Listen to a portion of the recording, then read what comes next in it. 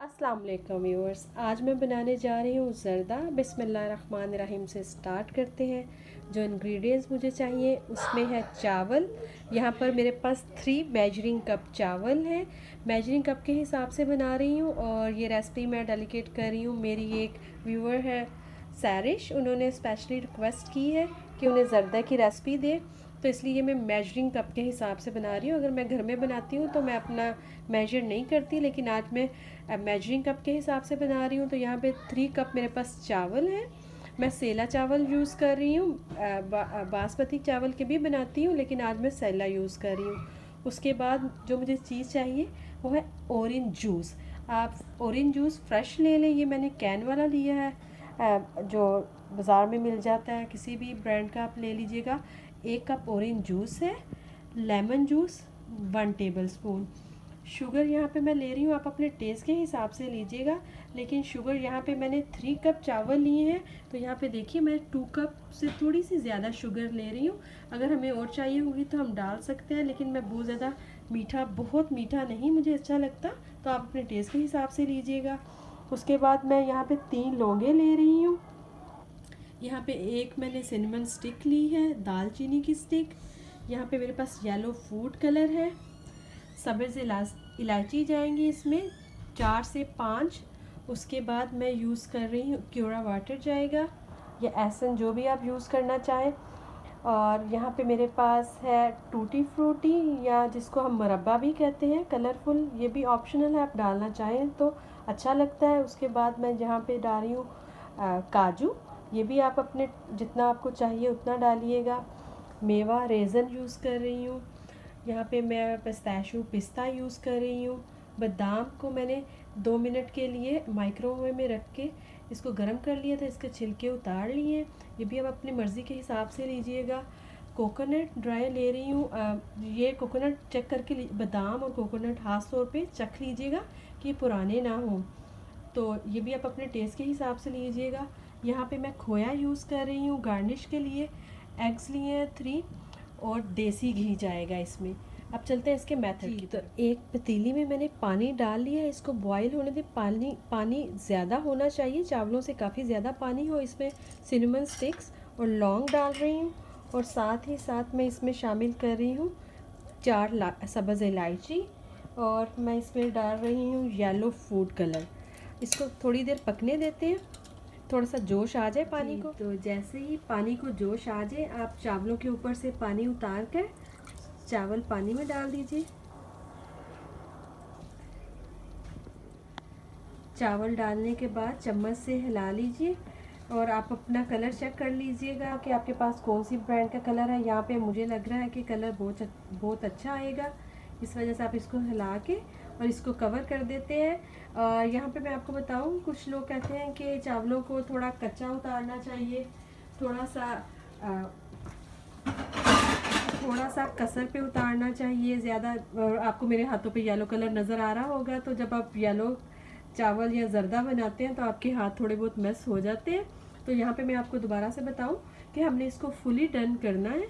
जिस सिचुएशन पे मैंने इनको उतारना है वहाँ पे मैं आपको शो करूँगी। जी तो व्यूवर्स देखिए, यहाँ पे मैंने फुल कवर करके इसको पकाया है, और बीच बीच में चेक कर लीजिएगा। देखिए बहुत खिल के चावल बना है, और जितना ये एक दफ़ा पकेगा, दोबारा से ही जैसे ये मीठे में जाएगा ये सख्त होना शुरू हो जाता है। तो इसकी ये है कि आपने इसको फुली डन करना है। देखिए ये पक चुका है बिल्कुल सही से।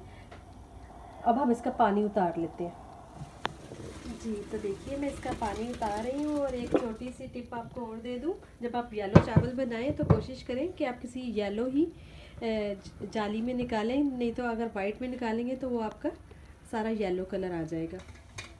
जी तो अब यहाँ पे आपको दिखाएं, चावलों का मैंने पानी उतार दिया है, और यहाँ पे मैं इसमें घी डाल रही हूँ। इसमें देसी घी यूज़ होगा।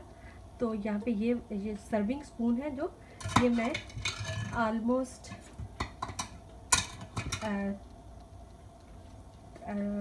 2.5 सर्विंग स्पून मैं यूज़ कर रही हूँ। ये देखिए ये मैंने डाल लिया। अगर आपको नज़र आ रहा हो तो जैसे ही ये डाला है, इसके अंदर मैं शामिल कर दूँगी इलायचियाँ 3 से 4। थोड़ा सा दबा कर इसको खोल लीजिएगा। इसको थोड़ा सा हम पकने देते हैं, और यहाँ पे मैं एक बात और बता दूँ, जो मैंने सिनेमन स्टिक्स और लौंगे डाली हैं चावलों में बॉईल करते वक्त, वो आप निकाल लीजिएगा।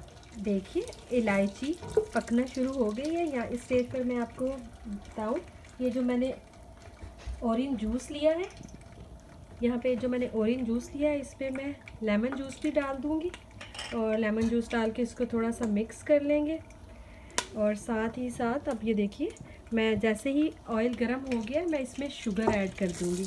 शुगर ऐड करने के साथ मैं इसमें ये जो ऑरेंज जूस है ये भी डाल दूँगी और हम इसको थोड़ा सा पका लेंगे। तो इसको हम थोड़ा सा पकाएंगे। ये देखिए अब इसमें पानी यूज़ नहीं हुआ, मैंने ऑरेंज जूस डाला है और लेमन जूस डाला है, तो इससे एक बहुत अच्छा आपको डिफरेंट फ्लेवर मिलेगा। अगर आप इस तरह से बनाएंगे तो आपको बहुत अच्छा टेस्ट आएगा। अब इस स्टेज पर हम इसको 3 से 4 मिनट के लिए पका लेंगे। जी, तो यहाँ पे मैं आपको दिखाऊँ, यहाँ पे मैंने 2 मिनट्स के लिए पकाया है। जब आप इसको पकाएंगे चीनी डालने के बाद, जूस डालने के बाद, आपको ये थोड़ा सा हैवी फील होगा। 1.5 मिनट के बाद, 2 मिनट के बाद ये हल्का फील होना शुरू हो जाएगा। यहाँ पे अब मुझे इसको पकाते हुए 2 मिनट हो चुके हैं। अब इस स्टेज में मैं इसमें राइस ऐड करूँगी। आप आराम आराम से इसमें राइस डाल दीजिएगा और आपने राइस डालकर इसको कवर नहीं करना बिल्कुल भी। अच्छे से सारे राइस आप इसमें डाल लें और ये भी हाई फ्लेम पर पक रहा है और हम इसको आराम से मिक्स कर लेते हैं। बहुत ज़्यादा चम्मच नहीं चलाना, बस थोड़ा सा साइडों से हिलाकर इसको यकजा कर लें कि सारा मीठा सब तरफ आ जाए। और हम इसको कवर करने के बगैर ही, ये जो इसमें थोड़ा सा जूसीनेस है, इसकी हम पहले ये जूसीनेस फिनिश करेंगे। ये देखिए मैं सारा आपसे शेयर कर रही हूँ कि कोई भी स्टेप आपसे मिस ना होने पाए। तो ये देखिए मैंने सिनेमन स्टिक नहीं निकाली। अब यहाँ पे स्टेज पे मैं ये सिनेमन स्टिक बाहर निकाल लूँगी। अगर आप नहीं निकालना चाहते ना निकालिए, लेकिन निकाल लें तो ज़्यादा बेहतर है। ये देखिए अब मैं इसको बिल्कुल भी मूव नहीं करूँगी। इसके जो बबल आ रहे हैं, अगर आप करीब से देखें, इन बबल को थोड़ा सा फिनिश होने देंगे। जी, तो देखिए जो मैंने चीनी डाली थी, हार्डली इसको मुझे 2 मिनट्स लगे कि ये जो इसके अंदर जो शीरा था वो सूख गया है। अब मैं नीचे एक स्टेनर रख दिया जिसकी मदद से इसको दम आएगा। अब इस स्टेज पर मैं जो इसमें जो नट्स हैं वो डालूँगी टॉप पर, और कुछ आप गार्निश के लिए बचा लीजिएगा।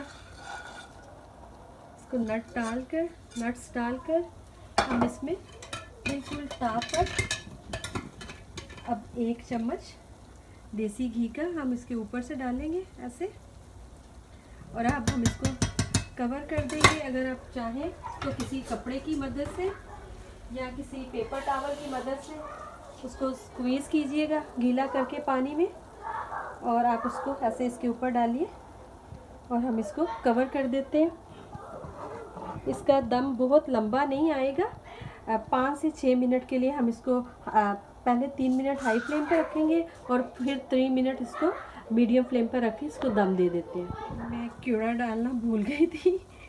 मैं बिल्कुल दम देने से पहले मुझे याद आ गया। बिल्कुल थोड़ा सा इसमें आप क्यूड़ा एसेंस डाल दीजिए, बिल्कुल बहुत ज़्यादा नहीं डालना, और आप इसको कवर कर देंगे। जी, तो व्यूअर्स इसको 6 मिनट मैंने हाई फ्लेम पर और 3 मिनट हाई फ्लेम पर और 3 मिनट लो फ्लेम पर, टोटल 6 मिनट दम दिया। और आप देखिए अगर गौर से तो इसको बहुत प्यारा सा दम आया, और देखिए एक एक दाना खिलकर बना। ये देखिए बिल्कुल भी कोई भी दाना टूटा नहीं है और सारा दाने खिलकर बने। और मैं अब एक प्लेट में निकाल कर आपको दिखाती हूँ। जी, तो व्यूअर्स देखिए आज मेरे साथ किचन में रिजा है, तो रिजा मेरी हेल्प कर रही है। अस्सलाम वालेकुम। और यहाँ पे देखिए रिजा मेरे साथ इसको गार्निश कर रही है। गार्निश करके फिर हम आपको दिखाते हैं।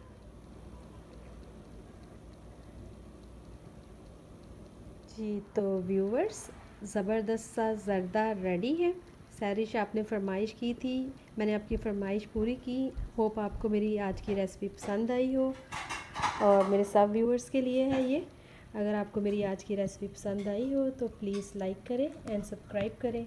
दुआओं में याद रखिएगा। अल्लाह हाफिज़।